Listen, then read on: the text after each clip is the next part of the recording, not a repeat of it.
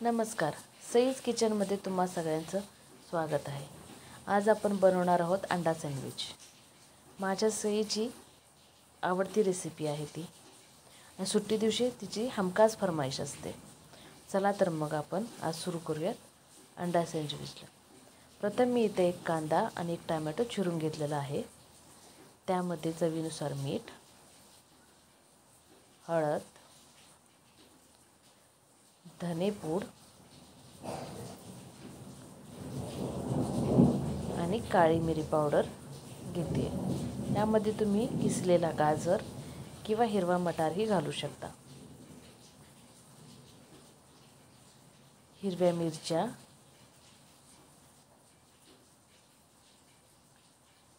आणि 3 अंडी घेतलेली आहेत मी इथे।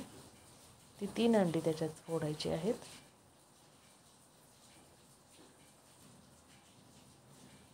आणि आता हे सगळे मिश्रण व्यवस्थित मिक्स करून घ्यायचं आहे। हे मिश्रण मिक्स झालं व्यवस्थित की मग मी त्यामध्ये 2 चमचे थोडंसं दूध घेतलेलं आहे। ते दूध घालायचं आहे आणि परत हे मिश्रण मिक्स करून घ्यायचं आहे। आता हे मिश्रण मिक्स झालं की आपण ब्रेडचे स्लाइस कट करायला घेऊ। इथे मी 2 ब्रेडचे स्लाइस घेतलेत। त्याचे मधोमध मी चौकोनी आकारात कट करून घेते आहे। मधला स्लाइस जो मऊ असतो तो आपण साईडला घ्यायचा आहे आणि जो कडक काट आहे तो एक साईडला करायचा आहे। प्रथम आपण तो कडक जो असलेला काट आहे त्याचा वापर करायचा आहे। मी इथं गॅस फुल करून पॅन गरम करायला ठेवलेला आहे। पॅन गरम झाल्यानंतर गॅस बारीक करून त्यात थोडंसं तूप घालते। कट केलेला काठ आपण प्रथम त्यात ठेवायचा आहे। गॅस बारीकच ठेवायचा आहे। मिक्स केलेलं मिश्रण त्यामध्ये प्रथम ओतायचं आहे। ते काठच्या बाहेर जाणार नाही अशा पद्धतीने काठ व्यवस्थित ठेवायचा आहे। त्यानंतर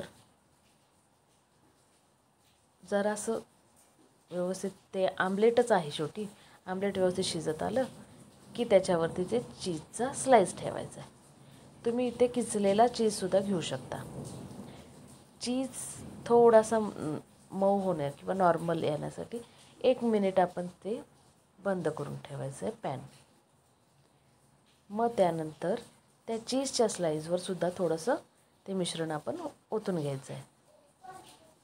व्यवस्थित काठोकाठ मिक्स करून घेतल्यावर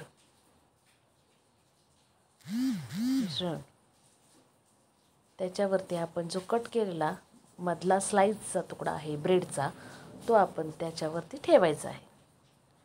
चमच्याच्या साहाय्याने प्रथम आपण प्रेस करून घ्यायचं आहे जेणेकरून ब्रेड व्यवस्थित चीजला चिकटेल आणि मग नंतर आपण फ्लिप करायचं आहे।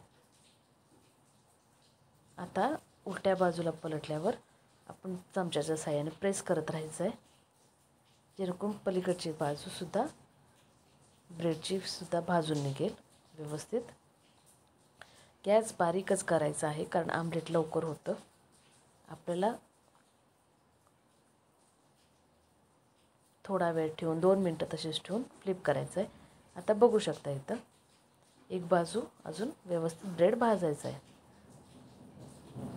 आता प्रेस करत राहायचं आहे आणि त्याच्यानंतर दोन्ही बाजू व्यवस्थितरित्या भाजून होतात। तुम्हाला आमची रेसिपी कशी वाटली हे नक्की आम्हाला कळवा। मधोमध त्याला कट करून घ्यायचं आहे जेणेकरून मुलांना खायलाही इझी जातं।